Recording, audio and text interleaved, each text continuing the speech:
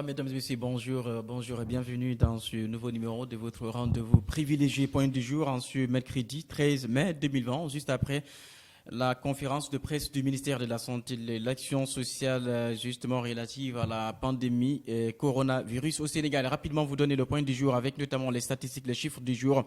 Retenez tout simplement que le ministère a fait aujourd'hui un échantillon de 920 tests effectués, 110 sont revenus positifs.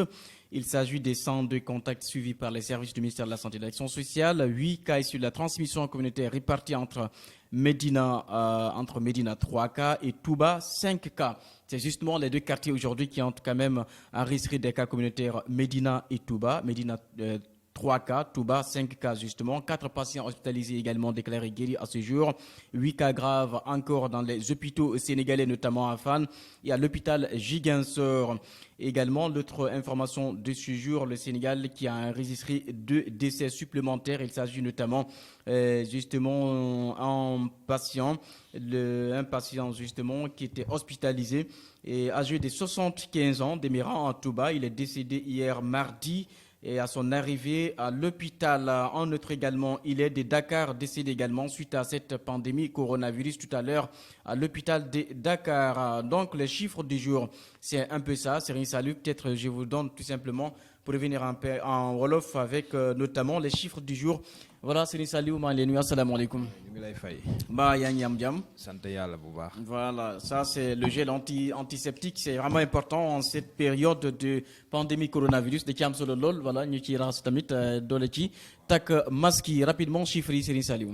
Waaw tey Sénégal def na juróom-ñeenti téeméer ak ñaar fukk ci ay tests yu ñu réalisé ci lim boobu téeméer ak fukk ñoo am doomu jàngoro bi.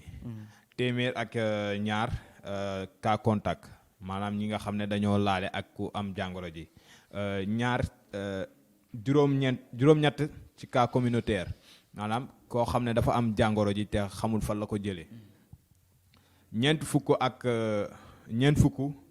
ci ay patients ñoom wër nañ tey jii dinañ ñibbi seeni kër junni ak ñett téeméer ak benn sous traitement ñu ngi leen di traité maanaam seen wérgu yaram mu ngi am tan bu baax yàlla na yàlla yokk seen tan bu baax te xeeb voilà tey xanaa peut-être ñu wax wàllum dimbale ji maanaam aide bi parce que on a vu que depuis quelque temps maintenant élan de solidarité bi macha allah mu ngi fi waaye façon bi ñu koy def manière bi ñu koy def moom a xaw a gêné.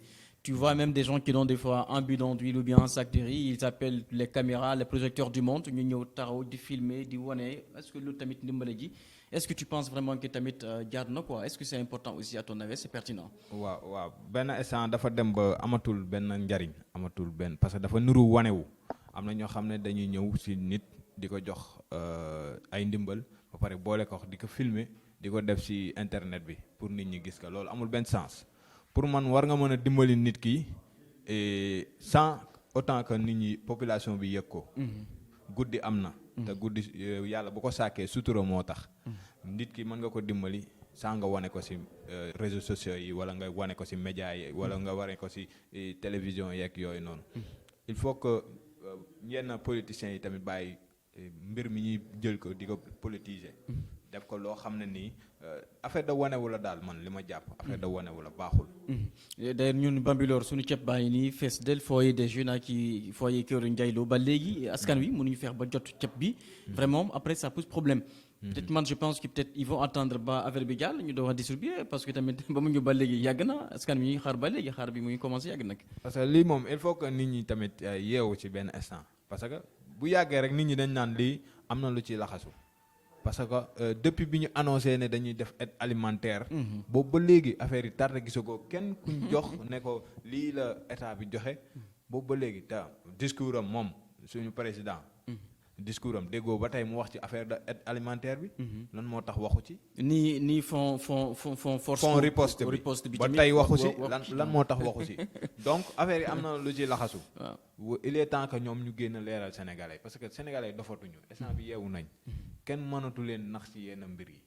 mais man je pense que ñaari côté la nekk nag côté pouvoir gi ak côté opposition bi ndaxte jamono bi ñuy wax ni Ousmane Sonko moom tamit mi ngi def appel discours à la nation nag je sais pas maintenant sous quel titre en tant que président du parti ou bien en tant qu'ancien candidat qui a eu 15% de l'élection présidentielle en tout cas moom tamit mais ñu adressé au message à la nation présentement dafa mel ni mbir bi dafa dem ba léegi ñu politiser ko man sama gis-gis. parce que Sénégal moom dañuy def politique 12 jours chaque mois bi yëpp at mi yëpp dañuy jël def politique parce que da ngay yeewu suba dégg ñuy wax ci politique ba jant so ci politique la Sénégal di wax politiciens yi tamit ñi nga xam ne ñoo nekk ci boppu réew mi politique la ñuy wax bu ñu faloo ba ni ñu wàccee politique la ñuy wax donc ban fànn lañ jox population bi lan moo ci seen wàll ci ñoom fal gi ñu leen fal. jàngoro bi sax taxul ñu bay politique. déedéet jàngoro bi sax dañ ko jël def ko politique. parce que am na ay nouveaux risques yu am ci biir jàngoro ji. am na ñoo xam ne tamit jël nañ leen sous-estimer leen teg leen à côté. donc révélé na tamit yu bari. surtout xam naa loolu sax peut-être du ñàkk ñu ci ñëwaat incha allah la leçon de la pandémie justement ça me tient vraiment au cœur voilà. jotaay bi tey sa kàddu mujj rapidement bala ñuy tëj. waaw kàddu gu mujj gi mooy ñu respecter les mesures prévention yi nga xam ne ministère bi digle na ko. di utiliser masque yi. di utiliser gel antiseptique yi. di raxasu saabu. ak ndox saa bu ñu génnee ci kër gi ba duggaat di limiter tamit déplacement yi tey dem ci jàkka yi di julli te bañ ko encombrer di am benn distance boo xam ne nii am nañ ko suñu diggante ak suñu morom. Merci beaucoup Serigne Saliou Mbengue justement ce nouveau numéro point du jour en ce mercredi 13 mai 2020. On se retrouve demain, mais justement avant de quitter rapidement le rappel des points principaux de ce mercredi. 920 tests effectués par le Sénégal, 110 revenus positifs, 102 contacts suivis par les services du militaire, 8 cas enregistrés aujourd'hui répartis entre Médina 3 cas et Touba 5 cas. 40 patients hospitalisés et déclarés guéris, 8 cas graves encore dans les hôpitaux sénégalais, notamment à Fann et à l'hôpital de Ziguinchor. Le Sénégal qui a encore enregistré ce matin 2 nouveaux cas de décès supplémentaires qui portent finalement à 21 cas depuis l'apparition de la pandémie au Sénégal. À ce jour 2008, voilà justement, cas déclarés positifs au Sénégal, dont 782 guéris, 21 décédés et donc 1500 ont encore sous traitement dans les hôpitaux sénégalais. Ça en est fini pour ce mercredi 13 mai 2020. On se retrouve demain dans un nouveau numéro juste après le ministère de la Santé et de l'Action sociale. Mais d'ici là, restez connectés sur les applications mobiles, réseaux sociaux de la Jaune 7 TV, mais également Facebook, YouTube, Twitter, Instagram et partout dans les réseaux sociaux. Il suffit tout simplement de mettre la Jaune 7 et vous aurez toutes les informations en temps réel. D'ici là, restez connectés sur nos applications pour avoir toutes les informations en temps réel. On se retrouve demain, mais d'ici là, également, restez chez vous et appliquons les mesures sanitaires édictées par les services du ministère de la Santé et de l'Action sociale contre l'épidémie coronavirus. Excellence sur le programme. À demain, c'est Saliou. Merci. Bye bye.